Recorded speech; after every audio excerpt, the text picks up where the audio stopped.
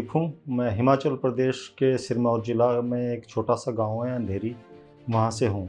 मैं peoples action for people in needs संस्था में पिछले 1985 से जुड़ा हूँ और 1985 से लेकर अभी तक मैं अंधेरी और सिरमौर ज़िले के अलग-अलग गाँव में लोगों के साथ मिलकर कार्य कर रहा हूँ। शुरू में जब मैंने मेरे सामाजिक कार्य की शुरुआत 1978 में शुरू हुआ था, जब मैं social work and research centre Tilonia, जिसे आजकल बेयरफुट कॉलेज कहा जाता है, मैं उनके संपर्क में आया। मैंने उनके साथ 1978 से लेके 1985 तक कार्य किया। इसी दौरान जब मैं उनके साथ हिमाचल प्रदेश के सोलन ज़िला में कार्य कर रहा था, अलग-अलग गाँव में जाना, तो उससे पहले जो मैंने गाँव की समस्या के बारे में सुना था या समझा था, उससे मुझे बिल्कुल अलग हालात लगे गाँव के। वहाँ का पिछड़ापन, वहाँ की गरीबी, वहाँ के लोगों की स्थिति और ख़ासकर महिलाओं और बच्चों का जिस ढंग से उनके साथ अलग रखना और उनके साथ वो भेदभाव की स्थिति को देखकर मुझे लगा कि ये कार्य किया जा सकता है। तो उस कार्य करते-करते दौरान फिर मेरी जो संस्था के दूसरे कार्यकर्ताओं से उनसे भी चर्चा हुई। तो फिर उस दौरान आइडिया आया कि इसको हम इस तरह के कार्य को कहीं ऐसी जगह किया जाए, जो बहुत पिछड़ा जगह हो, बहुत दूर दराज की जगह हो और जहाँ पर इस तरह की सरकारी योजनाएँ या सरकारी संस्थाओं का लाभ नहीं मिल पाता।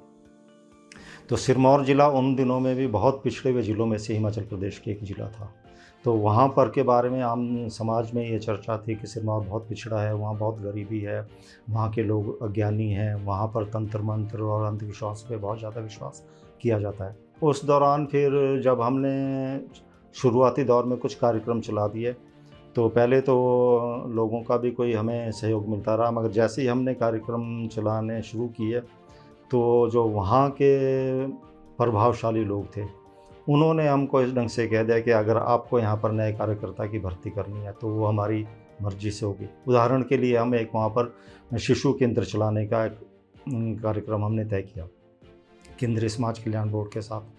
तो जब उस कार्यक्रम के लिए लोगों से मीटिंग की, बच्चों की माताओं से बात की, तो उन्होंने तय किया कि ये एक गरीब महिला है और इसके पति भी नहीं है, तो इसको आंगनवाड़ी में कार्यकर्ता या बाल सेविका रख दिया जाए।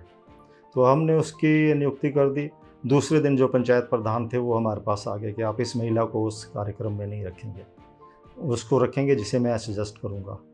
पर तो गाँव के जिनके बच्चे हमारे पास आने थे, तो हमने उसका विरोध किया। तो उन्होंने फिर डिप्टी कमिश्नर से मिलकर, दूसरे राजनीतिक अधिकारियों से मिलकर दबाव डालने की कोशिश की कि यहाँ पर ये संस्थाएँ लोगों को भड़काने का काम कर रही हैं, लोगों को पंचायतों का आदर नहीं करती है। तो इस तरह के मतलब कठिनाइयाँ शुरू में लोगों की तरफ से आई। हमारा कार्यक्रम लगभग हमने जो अंधेरी या सिरमौर ज़िला में कार्यक्रम शुरू किया, वो 1985 में शुरू कर दिया। तो उस दौरान उसके बाद हमारे बहुत सी संस्थाओं के साथ हमारा सहयोग चला और बहुत सी संस्थाओं से हमें अनुदान कार्यक्रम को चलाने के लिए मिलते रहे।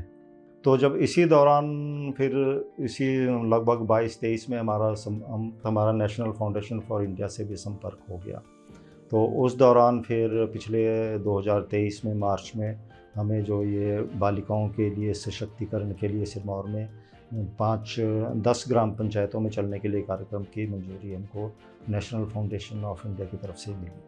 तो उससे ये हुआ कि हमारे कामों में एकदम जो 2020 के बाद रुकावट आ गई थी, उस रुकावट को कम से कम दोबारा हम मेन स्ट्रीम में जुड़कर और हमारा जो कम्युनिटी से कनेक्ट टूट रहा था, वो दोबारा स्थापित हो गया और हम दोबारा अब एक्शन जो NFI के सहयोग से हमारी फील्ड में जो लोगों के साथ पहुंच थी, जो फील्ड में हमारा संपर्क था, वो दोबारा स्थापित हो गया।